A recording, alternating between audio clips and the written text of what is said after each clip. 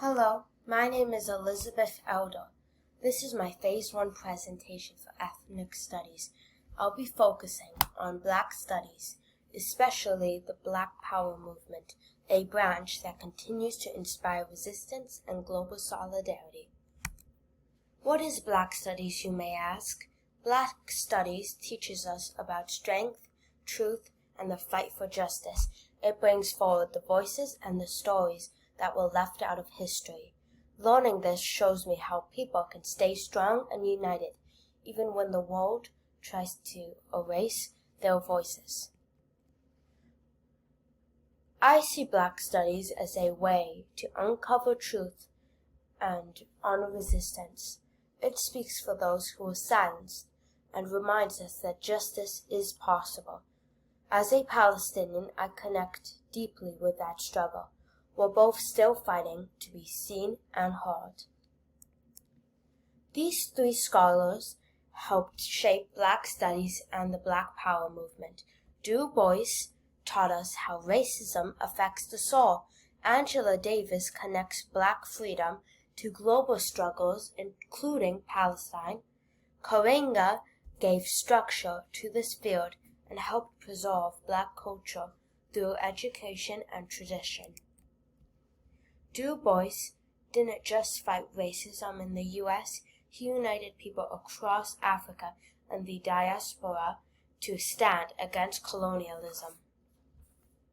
His idea of double consciousness helps us understand how racism affects identity. He believed knowledge and truth were tools for justice, and that freedom anywhere is connected to freedom everywhere. That speaks to me deeply as a Palestinian. Angela Davis shows us how struggles are connected from prison abolition to Black liberation to global justice movements like Palestine. Her work reminds me that justice doesn't stop at borders. She teaches that if we want real freedom, we must also fight mass incarceration and state violence.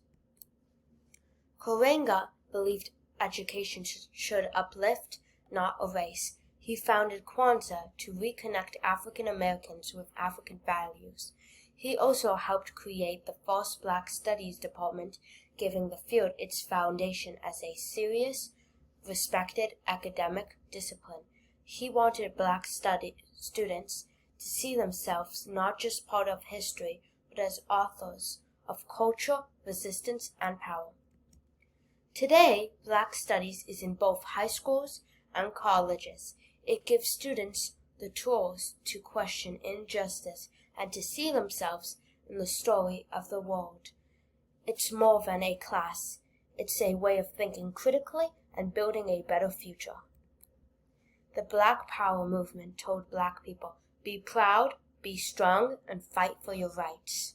Leaders like Malcolm X and the Black Panthers taught us that we can organize, speak out, and build real power in our own communities.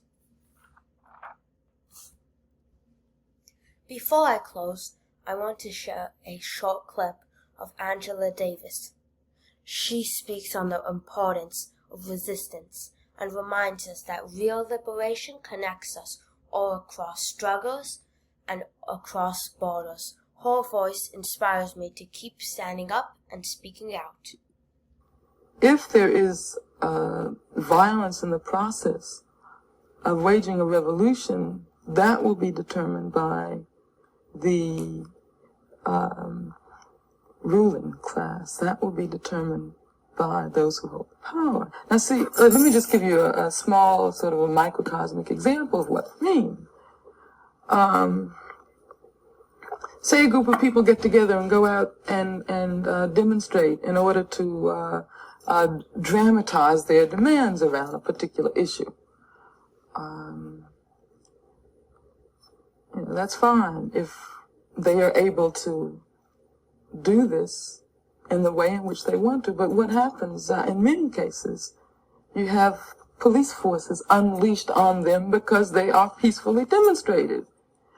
And my position is that we do not stand there and allow ourselves to be shot down and beaten. We have the right, we have the human right to defend ourselves and to defend our principles and defend what we want to do. And so I would say that in the event of violence in a revolution, you always have to see that in the context of defending gains of the people. We have a right to defend those gains.